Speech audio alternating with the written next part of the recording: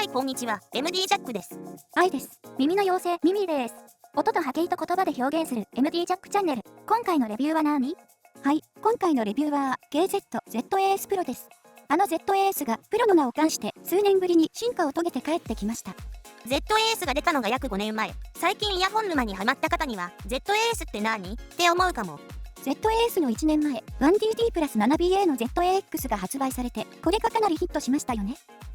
その後 ZAS が発売されて、ドライバー構成は同じだったけど、低域を強化したことで賛否両論あり、ZAX ほど万人受けするモデルではなかったんじゃないかな。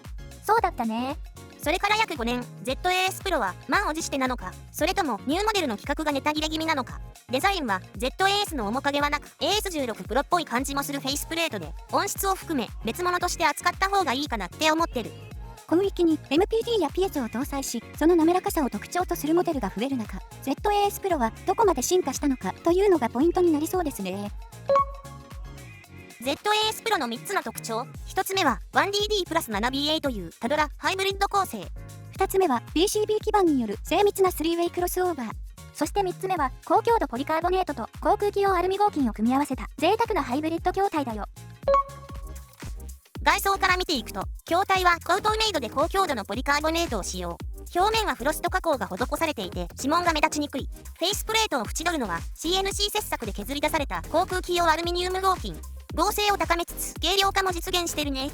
ダイヤモンドカットをイメージした多面体構造デザインは光の当たり方でライトグリーンからライトブルーへと色が変化します。この透明なところからドライバーが見えるのがかっこいいよね。なんだか精密機械の心臓部を覗き見してるみたいで高まる。タドラモデルは筐体が大きくなりがちで ZAS Pro もちょっと大きめで ZAS とほとんど同じ。耳の形状に沿うようなカーブを描いているけど、合う方合わない方はっきり分かれそう。音漏れは気にしなくていいと思うよ。ドライバー構成は ZAS と同じ 1DD プラス 7BA は最近あまり見ない構成ですね。低域は 10mm ウルトラリニアダイナミックドライバー。従来のドライバーよりも歪みが少なく KZ の他のモデルにも載ってるね。はい、中広域には 30019BA を搭載。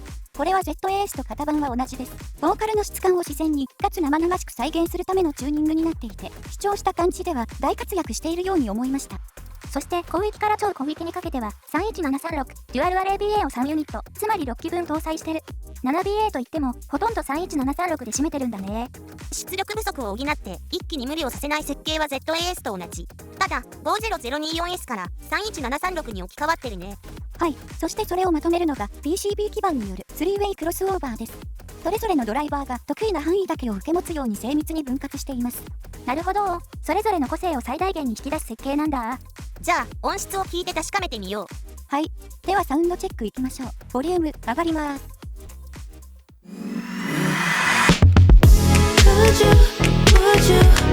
Would you wanna be mine forever? Yeah, forever and a day. Ay. Would you wanna be mine forever? Yeah, yeah, forever. Would you wanna be mine forever? Yeah, forever and a day. Would you wanna be mine forever? Wow.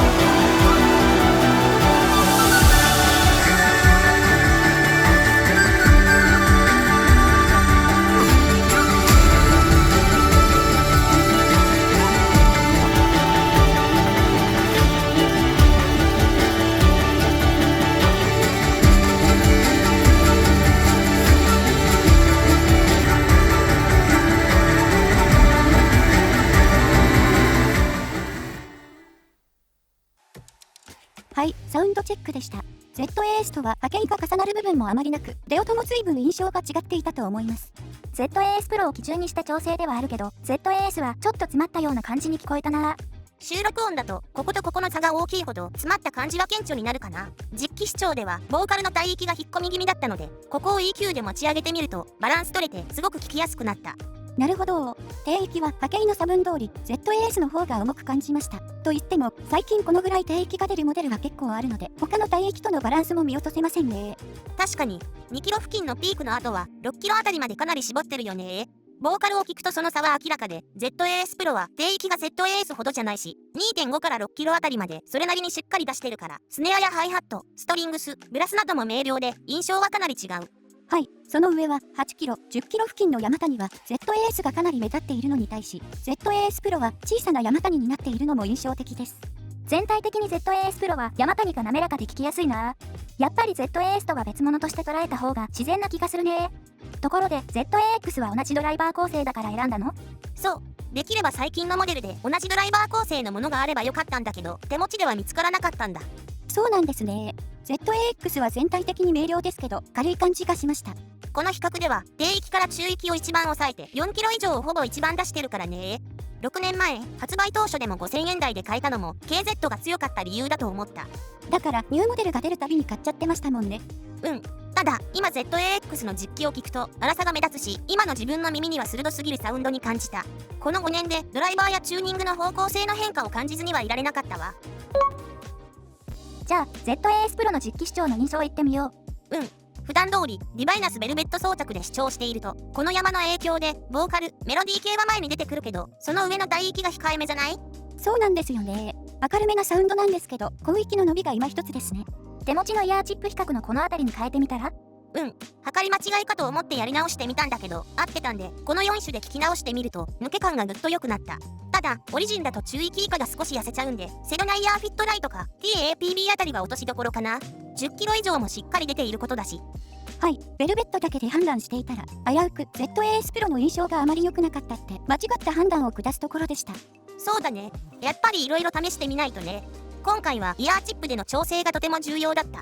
これで一気に見通しが良くなって、低域の輪郭もはっきりして、低域だけ別レイヤーで響いてる感じも出たし、もともと芯のあるボーカル、メロディーに、さらに広域の伸びが加わって、まとまりの良さを感じたね。見通しが良くなったってことは、空間や定位も良くなった？もちろんだよ。気持ちよく聴けるようになった。ZAS や ZAX に比べると音量は取りにくくなってるけど、逆に以前のモデルが音量取りやすすぎたんで、ZAS プロぐらいで十分って気がした。結局、ZAS プロはどうなんでしょうか？Amazon で見た価格が12,000円前後だから、以前に比べれば高くなってるけど、調整がうまくいった今、なかなかいいんじゃないかなと思ってる。ただ、近い価格帯で先日レビューした CVJ のぞみなど、広域にマイクロプレイナーを搭載したモデルもあるんで、パッと聞いた感じは、のぞみの方が扱いやすく、広域も滑らかな印象だったね。KZ にもビオニックのように広域にマイクロプレイナーを積んでるモデルがあるから、KZ からも DD、BA、MPD のトライブレッドモデルが出たらいいのにね。確かに。ZAS プロは低域が突出するだけでもなく、全体的にうまくまとめてきたなぁという印象で、それを進化というならそうなんだろうね。ただ、広域に MPD やピエゾを配置した最近のトライブリッド系のモデルにちょっと押され気味かなっていうのが正直な感想だね。はい。ということで、KZ、ZAS プロのレビューでした。じゃあまた次の動画で会おうね。バイバイ。